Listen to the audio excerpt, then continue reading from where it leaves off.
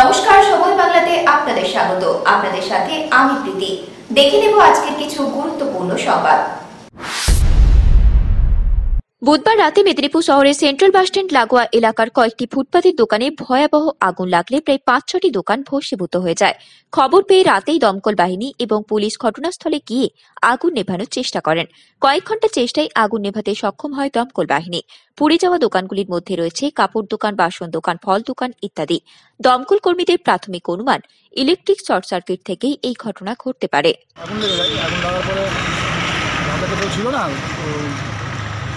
সব আগুন ৬টা দোকান সব খুলে গেছে, ছায়া হয়ে গেছে। দমকলে 2টি ইঞ্জিন এসে 1:30টা নাগাদ ওই আগুন নেমায়। ৬টা দোকান কিসের ছিল? কাপড় দোকান 2টা ছিল, একটা স্টিলের দোকান ছিল, একটা ভুজিয়া দোকান ছিল, ফল দোকান একটা ছিল, আর একটা ওই ফার করা সানমালা ছিল একটা। সবই খুলে গেছে, কিছু নাই, সব ছায়া হয়ে গেছে। আপনার নাম? আমার নাম নকুল সিং। বৃহস্পতিবার মানুষ যখন করোনা আবহের একটু বাইরে বেরোতে চাচ্ছে, ঠিক সেই সময় মন প্রাণ শরীর ঠিক করতে শুরু হয়েছে ক্রীড়া ও সাংস্কৃতিক প্রতিযোগিতা। পশ্চিম মেদিনীপুরের পিংলা ব্লকের পশ্চিম চক গ্রামে পশ্চিম চক কালীমাতা সংঘের পরিচালনায় কালীপুজো উপলক্ষে শুরু হয়েছে কয়েকদিন ব্যাপী ক্রীড়া ও সাংস্কৃতিক প্রতিযোগিতা।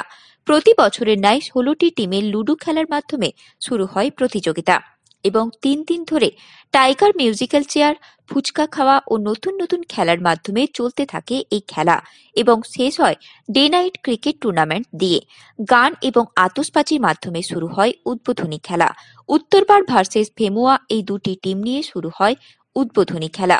প্রত্যেকটি টিমকে মেডেল দিয়ে বরণ করে নেওয়া হয়। এই খেলাতে প্রথম পুরস্কার 2001 টাকা ও একটি আকর্ষণীয় ট্রফি, দ্বিতীয় পুরস্কার 1501 টাকা ও একটি আকর্ষণীয় ট্রফি। সেমিফাইনালে দুটি বিজিত দলকে 501 টাকা ও আকর্ষণীয় ট্রফি দেওয়া হয়। খেলাতে উপস্থিত ছিলেন গ্রামের বিশিষ্ট সমাজসেবী শ্রী প্রসেনজিৎ সামন্ত, শ্রী মোহিনী সামন্ত ও বিশিষ্টজনেরা।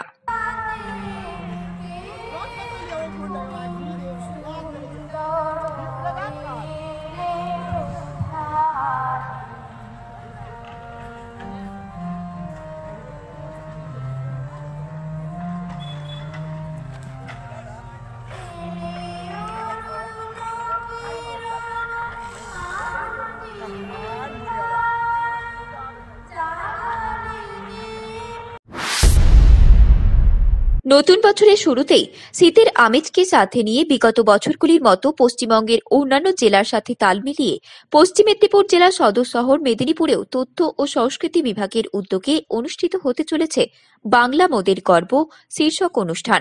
3 দিনের এই অনুষ্ঠান শুরু হচ্ছে 1 জানুয়ারি শুক্রবার, চলবে 3রা জানুয়ারি রবিবার পর্যন্ত। পশ্চিম মেদিনীপুর জেলা তথ্য ও সংস্কৃতি আধিকারিক অনন্যা মজুমদার জানান, 3 দিনের এই অনুষ্ঠানে থাকছে স্বসহায়ক দলগুলির তৈরি দ্রব্য সামগ্রীর প্রদর্শনী, হস্তশিল্পের প্রদর্শনী, পুষ্প প্রদর্শনী, রাজ্য সরকারের বিভিন্ন উন্নয়নমূলক প্রকল্পের ওপর প্রদর্শনী এবং উন্নয়নের পথে মানুষের সাথে শীর্ষক প্রদর্শনী।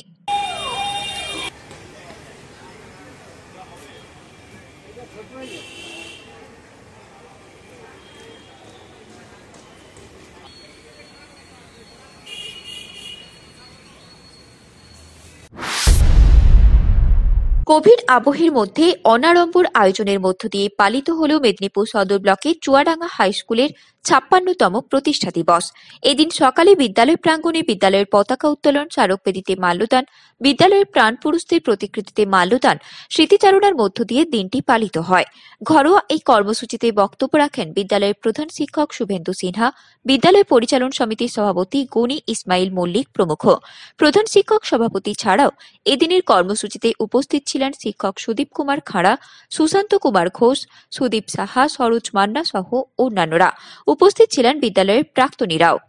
বহু মানুষের পরিকল্পনায়, বহু মানুষের আর্থিক অনুদানে এবং তাদের আবেগ এবং পরিকল্পনার বাস্তব রূপায়ণ এই চুয়াডাঙ্গা হাই স্কুল। দীর্ঘদিন ধরেই এই চুয়াডাঙ্গা হাই স্কুল সুনামের সঙ্গে কাজ করে আসছে। আমরা আশা করব যে পরবর্তী দিনেও আমরা একইভাবে বিদ্যালয়কে এগিয়ে নিয়ে যেতে পারব।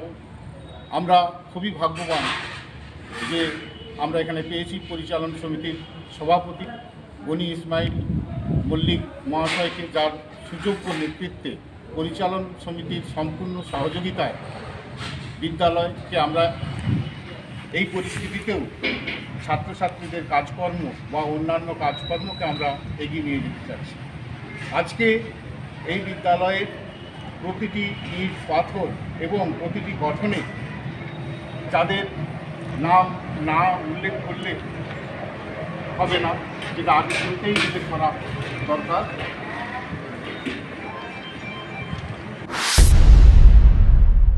সংবাদ এখনকার মতো এই পর্যন্তই। সঙ্গে থাকুন, দেখতে থাকুন সময় বাংলা।